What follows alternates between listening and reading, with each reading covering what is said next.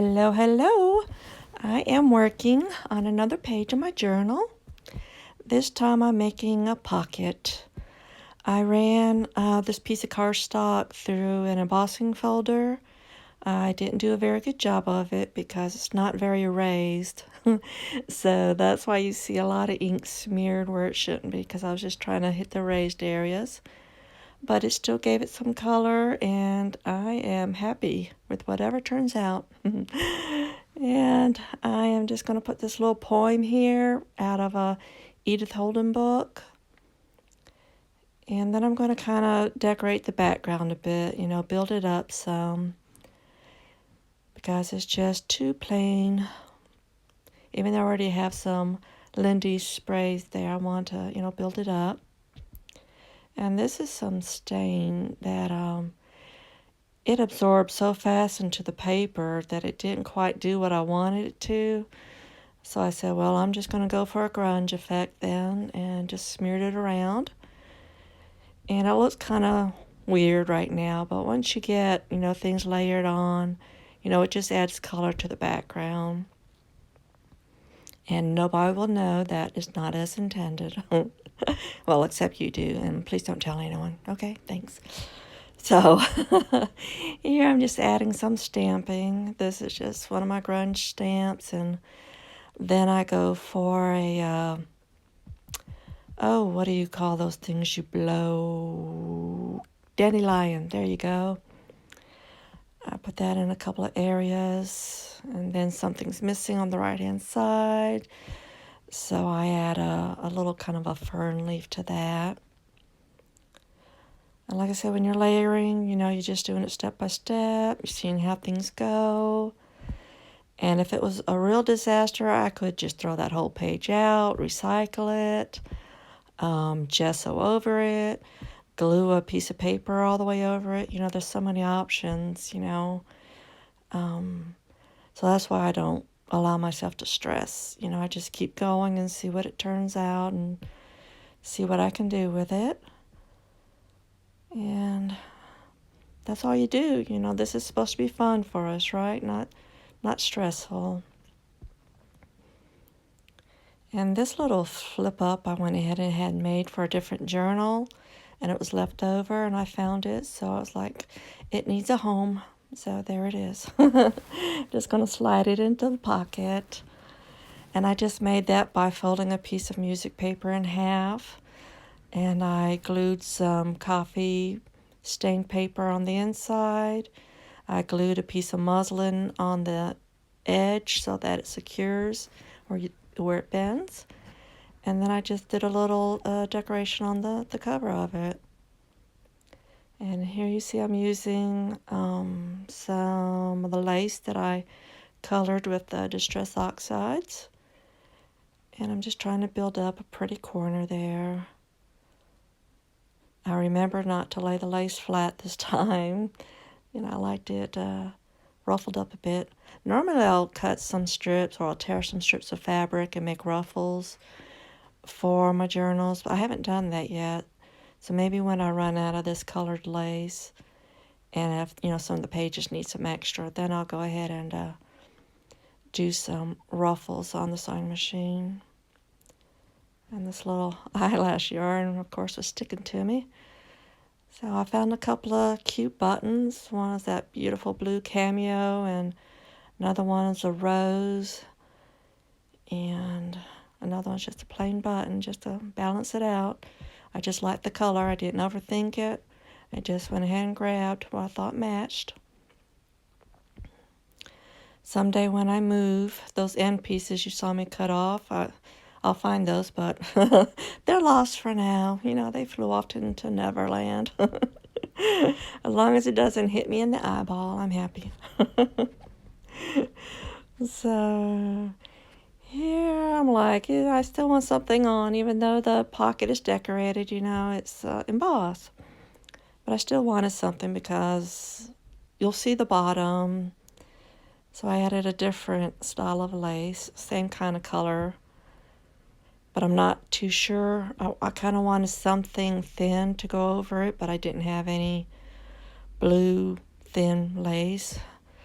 So I don't glue it down yet. I just start thinking about what else I want to put down for decorations. And last night I cut out some of these little decorations here out of mixed media paper, because I knew if I cut it out on something white, then I had the option of dyeing it whatever color I needed.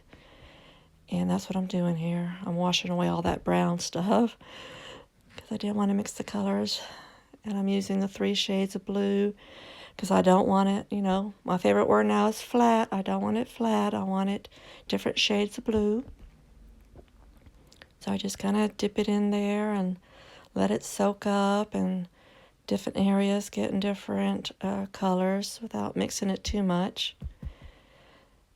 And then I know I need to dry it off before I layer more, because otherwise you're just going to get mud, or it really won't have that layered effect of the colors. So this is where you're blow drying, you're dipping, you're blow drying. You're trying to catch the pieces as they blow all over the table. And I have some more. There's blowing away some other scrap papers. I have a couple other pieces that I wanted to dip in that ink while it was still wet, because who knows where I might use them. So I just... Whoops. Like I said, they're just flying all over the place. I was going to speed through this, but then it wouldn't show how you dry and you layer on some more, and you dry and you layer on some more, where you think it needs it, and dip it in the different shades as it needs it. So that's why I wanted to show it. So I'm sorry if this is a boring part, but it's kind of fun watching everything blow away and me trying to catch it, right? And try not to burn my fingers at the same time. See, I caught it between the fingers there. Look at that, ninja skills, right? So there we go. They're dry enough. I'm trying to clean up my mess and get some glue off my fingers. And let's see where this page goes. I really have no idea what I was going to use. At first I thought I was going to use those on the pocket, but it's the same color as the pocket, so it didn't stand out. See, it matched too much, so I decided to put it up there. And the one thing I also want to mention that I was learning through my art journaling days is covering up something. Like that poem there, to me it is kind of a focal point. And I'm like, oh, can we touch it with a stamp or go over it with anything? And here's the answer. Yes, you can. You can do whatever. And I still wanted to show that the poem was there and it's still readable. But if it was something less readable, you definitely can, glue things on over it. It just like frames it, highlights it, creates a layer. And don't be afraid to, glue over stuff. But I think it was a pretty poem by Edith Holden, so I had enough room there to just touch it on the edges. And here I finally decide, yes, I'll go ahead and use this lace. And I said, it needs a butterfly. And I don't have any more blue butterflies, so I don't know if they all migrated south or what happened. So this one has a little bit of like a bluish, purplish, tint on the lower wings. I was going to say feathers, but they don't have feathers, right?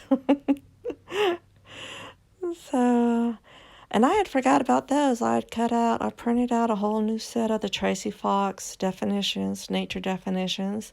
I cut them up to use for this journal, and I put them in that little container there, Chinese takeout.